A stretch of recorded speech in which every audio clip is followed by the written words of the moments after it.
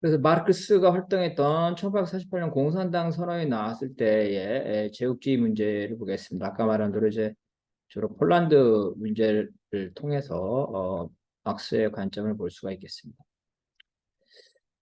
마르크스에 따르면 이제 자본주의는 지구적 차원이고, 그죠? 그래서 이 비자본주의 지역으로 자본주의가 확산되죠. 그래서 자본주의가 확산됨으로써 이 서구의 자본주의가 어떤 산업 발전이 그렇지 못한 인도나 아메리카로 그 확산되죠. 근데 이 자본주의의 발전은 결국 자본주의의 모순이 비자본주의 영역으로 확대되는 거고요. 그래서 자본주의가 발달하지 못한 지역에서도 자본주의의 모순이 심화되기 때문에 혁명의 징조가 나타날 수 있다는 겁니다.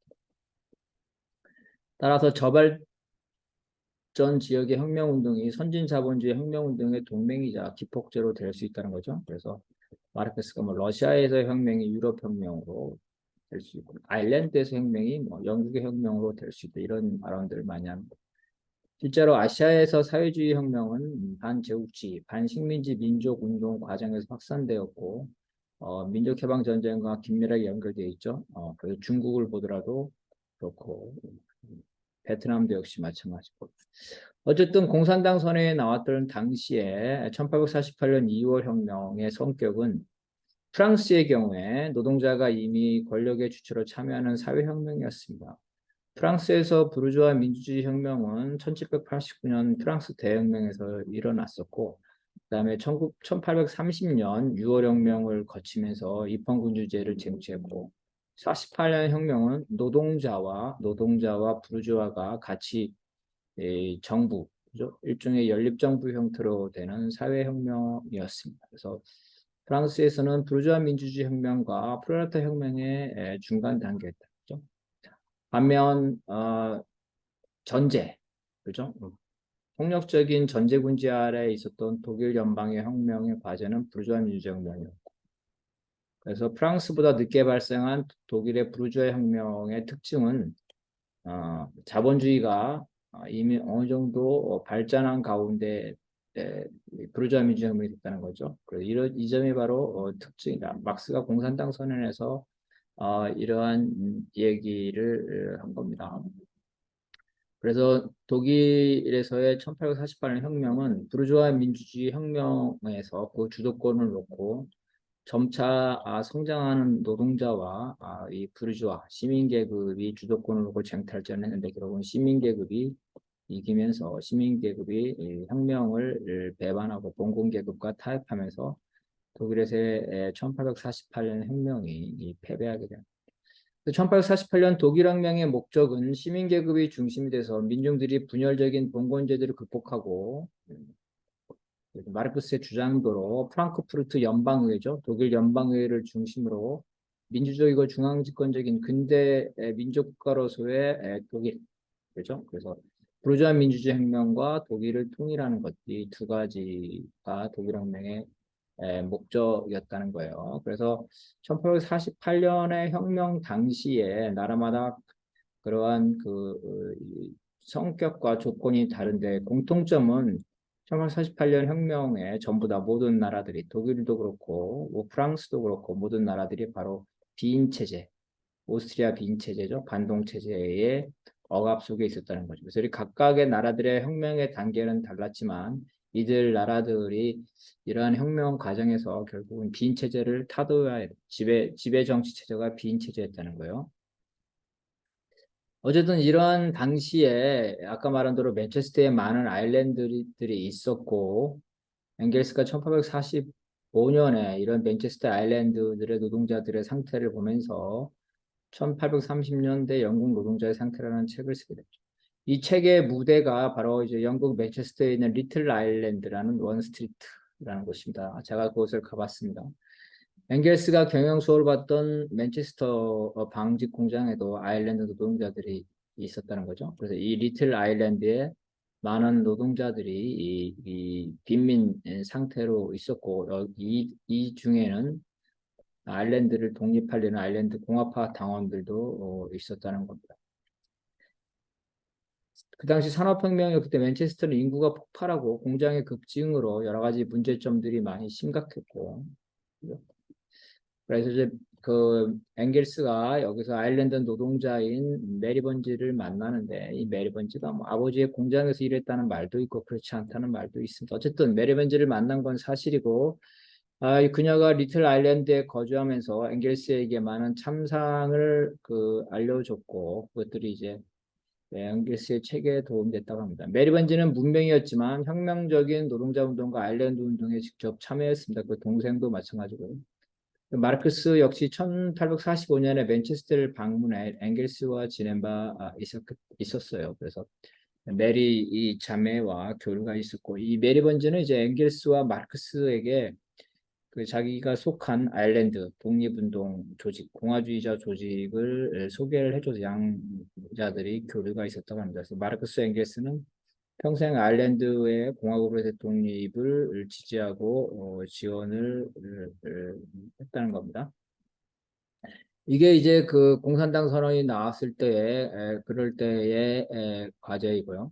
공산당 선언을 집필한 이후에 이열혁명이 발생하자 마르크스는 독일로 가서 독일에서의 공산당의 요구를 합니다. 독일판 공산당 선언이죠. 그 독일의 그 당시의 관계, 빈 체제라는 구제국주의 체제에 있으면서 독일의 봉건 영주들이 있었기 때문에 이러한 과정에서 이 독일 공산당의 과제를 제출을 한 것입니다. 그래서 이 내용들은 이제 부르주아 혁명 과정에서 프롤레타가 취해야 될 구체적인 강령이었고, 이것이 이제 부르주아 혁명에서도 가능한 것이고, 또 그러한 것들이 부르주아 혁명이 됐을 때 프롤레타 혁명을 하는 데 도움이 되는 것들이라는 거죠. 그래서 이러한 것들이 바로 이제 민주주의 투쟁이 이 그 사회주의 혁명을 위한 투쟁에 유리한 조건을 줄 수 있다는 거죠.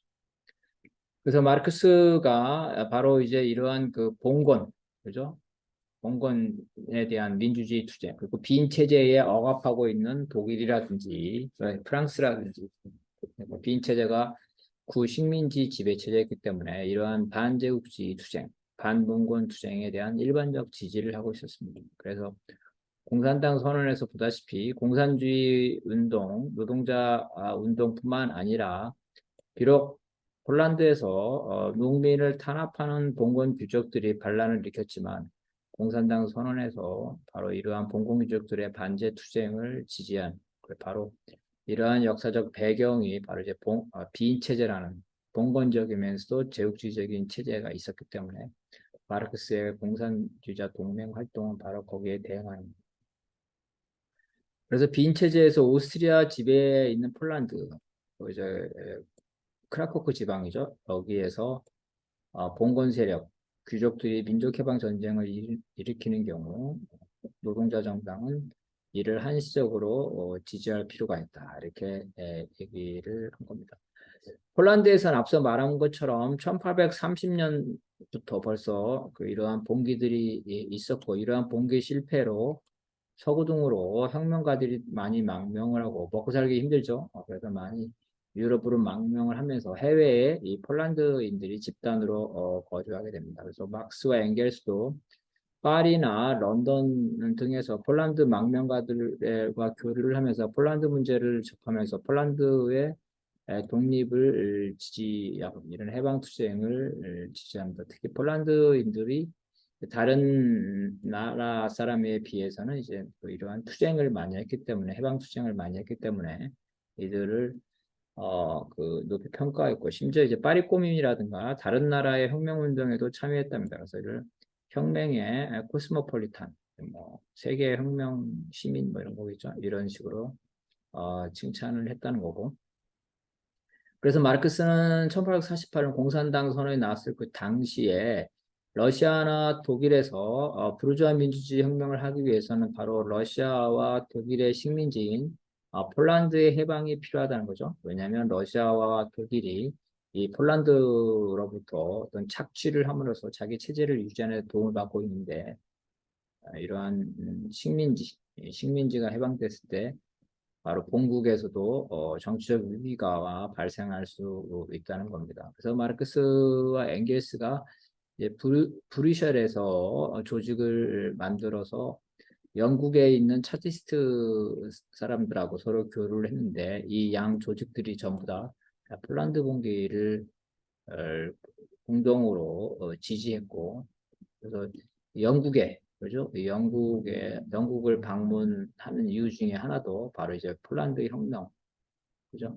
1831년의 봉기와 1846년의 봉기 이런 것들을 기념하기 위해서 런던에 왔습니다. 그 정도로 이제 에, 막스 엥겔스를 포함한 유럽의 사회주의자들은 폴란드 혁명, 반제국주의를 지지하고 그 활동에 참여했다는 겁니다.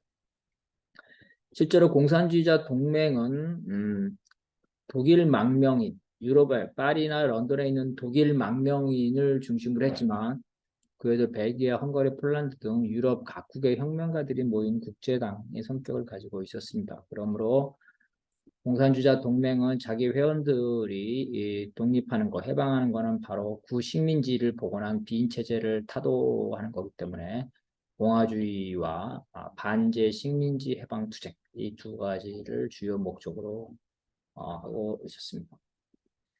그 빈 체제에서 오스트리아 지배하에 있는 폴란드에서 이러한 비록 귀족이지만 봉건 세력들이 민족 해방을 전쟁을 할 경우 이거를 어, 지지를 해야 된다는 거죠. 다만 공산당선에서 이러한 그 귀족들이 해방 투쟁에 성공하면 결국은 다시 또 농민들을 탄압할 거기 때문에 일단은 이러한 제국주의 세력을 몰아내는 데 힘을 합치지만 결국은 이 귀족들은 반동이기 때문에 결국은 노동자의 적이라는 거죠. 그래서 마르크스는 항상 이러한 해방 투쟁을 할 때 민족 해방 투쟁에서는 봉건 귀족들과 협력할 수 있고 부르주아 민주주의 혁명에서는 부르주아 세력과 협력할 수도 있지만 결국은 이들이 본질적으로 반혁명이라는 걸 인식하고 두 번째 싸움은 바로 이들과의 싸움이기 때문에 독자적인 세력을 갖고 이들과의 싸움을 준비해야 된다는 것을 강조합니다. 공산당 선언에서 말한 1846년에 폴란드의 크라포키 봉기죠. 이 봉기가 실제로 농민운동을 적대시하고 농민들이 주장한 토지개혁에 반대합니다. 이러한 귀족들이 반대를 합니다. 그래서 이러한 폴란드에서 봉건 귀족들이 수차례 그 봉기를 했지만 실제로 막스가 폴란드 독립의 불가결한 조건을 생각한 농업혁명은 그 당시에는 실현되지 못했습니다.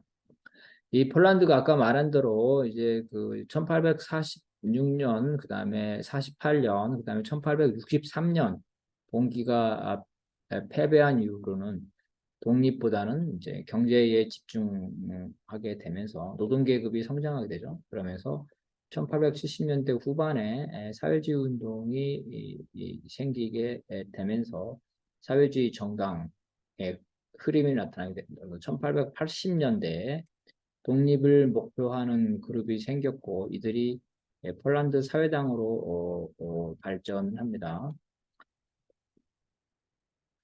반면 사회주의 세력들은 이제 룩셈부르크를 중심으로 해서 최초의 사회주의 정당인 플레타트를 흡수를 해서 어, 그 사회민주당, 폴란드 사회민주당을 결성을 하고 이 당, 독립을 중심으로 하는 사회당과 노동자 정당인 사회민주당이 양립하면서 이 두 정당들이 인터내셔널에서 교류를 했는데 엥겔스가 주로 교류한 것은 독립을 중심으로 하는 사회당이기 때문이다. 그래서 사회당이 인터내셔널에서 우세했다는 거고 이 사회당이 1906년에 좌우로 분열을 됐는데 그 중에서 이제 1차 대전 이후에 독립한 폴란드에서 독립운동을 주도한 사회당 우파가 집권하게 됩니다. 그러면서 사회주의에 근거한 사회민주당은 폴란드 독립 후에 사회당 좌파와 합동으로 공산주의 노동자당을 결성을 하고 이 당이 이제 레닌주의